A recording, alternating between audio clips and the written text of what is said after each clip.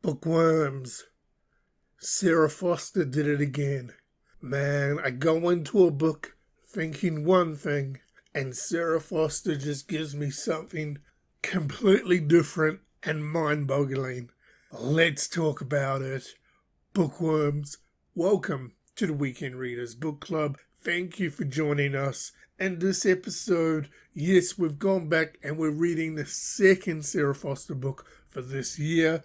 We have just completed the book, The Hush by Sara Foster. Now, for The Hush, let me set the scene for you. In this world, babies are dying.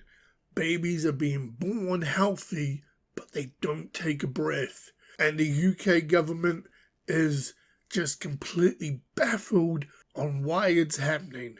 In addition to this, you have a government that is controlling basically everybody's health information via a watch to try and minimize and work out why these babies are dying.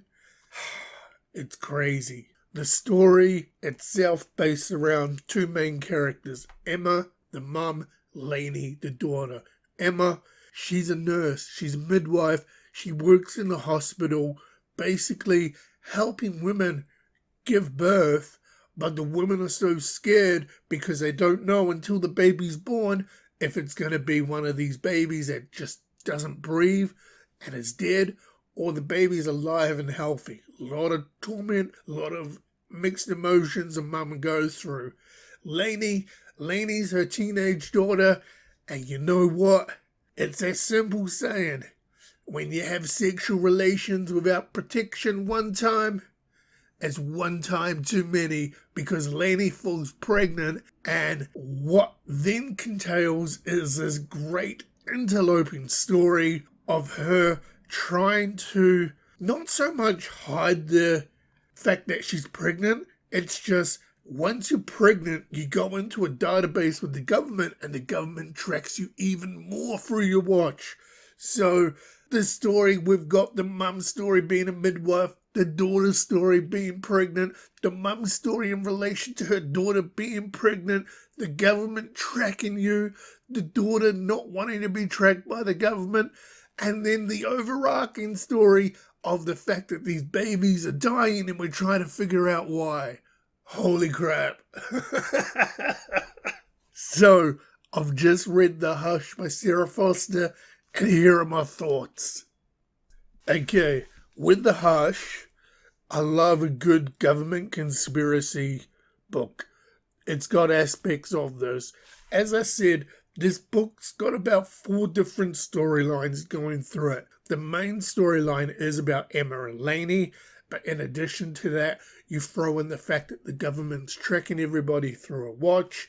You throw in the fact that the government is trying to work out why these babies are dying. And there may be some sinister government conspiracy behind it all. Do not know. You have to read the book to find out. In essence, it's somewhat not a dystopia world. It's just the government has completely flipped the script on the sense that we need to track everybody. We need everybody under our thumb. And again, this is set in the UK, so this is crazy. Now, the story is split up into 4 parts. And again, with some of the books that we've read previously, Sara Foster does a great... She sets up the world building and the character development really well. And in each 4 parts, chapter to chapter, we're sort of alternating between Lainey's perspective and Emma's perspective. Lainey's perspective, Emma's perspective. Emma trying to be a mum, trying to raise a teenage daughter, trying to help and educate and find out what's going on with these babies and her job being a midwife. And Lainey just being a teenager at school, coming to the realization that she's pregnant, you know what I mean? So, it's broken up into 4 stages. The first stage sets a scene where you get to know what the mum's going through and what the daughter's currently going through. Stage 2 of the book, or part 2, everybody finds out that she's pregnant. Lainey's pregnant. Lainey's told everybody she's pregnant. But in addition to this, the government storyline behind everything that's happening with the Watchers, the Control, the trying to find out why the babies are being born but not breathing. That storyline picks up really good in part 2, and it leaves part 2 on a cliffhanger. Part 3 kicks off where basically mum and daughter are trying to fight back. They want to just be able to be left alone to have their baby, but the government's stepping in because the government's controlling everything, you know? So it's a weird storyline in the sense that part 3 works really well with part 2, but you don't know where the storyline's going when you read part 1. So you got to sort of work through it all, but it was really well done. Part 4 is the conclusion to the storyline, and as I said, we got 4 different story arcs going, and we somewhat get conclusion on all 4. Now, let me say this.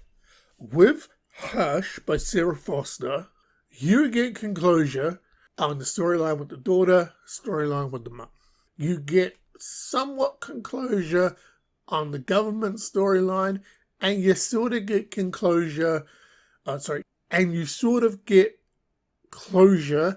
on why these babies are being born and not breathing, and this epidemic or pandemic with the mums giving birth to still babies, or no, it's not even still babies, it's healthy babies that just choose not to breathe. You get some sort of closure on that.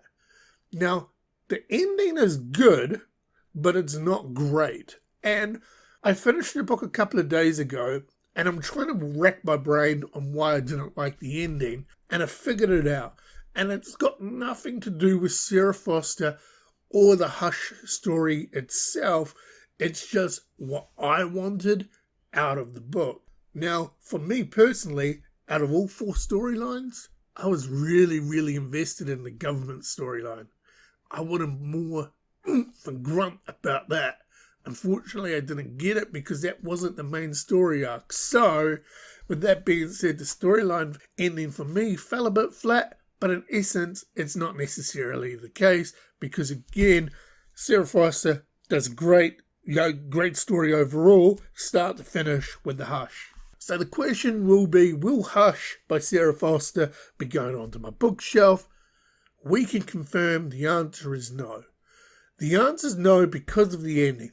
I personally felt the ending was flat, but again, that's because I wanted to go more into the government storyline in this book than Lainey and Emma's storyline, if that makes sense. While the story itself and the ending fell flat for me and it didn't make my bookshelf, it's not taken away from the fact that The Hush by Sara Foster is such an awesome read. Would I reread it? No. Would I recommend it? Hell yes. So, as it customs here at the Weekend Readers Book Club, as one book closes, another book has to open, and it is now time to find out what the next read is. And Bookworms, we can confirm that the next read is The Unlikely Pilgrimage of Harold Fry by Rachel Joyce. This book, I believe, I got from a book guy, Brian. Thank you, Brian, if you gave me this book. You're an awesome book guy. I have no idea what this book is about. I read the back blurb, and it says that somebody is just going for a walk and his life changes. So I'm intrigued to see how this read goes. So yes, The Unlikely Pilgrimage of Harold Fry by Rachel Joyce. You are the next read. So Bookworms, that was my discussion and review of The Hush by Sara Foster. Second Sara Foster book that I've read this year. Like the other book, great story. Wouldn't read it again. However, would highly, highly recommend it. I would say to you, if you're interested in just a really wacky story in relation to government cover-ups, babies being born, not breathing and trying to figure out why, The Hush by Sara Foster may be a read for you to, pick up and enjoy.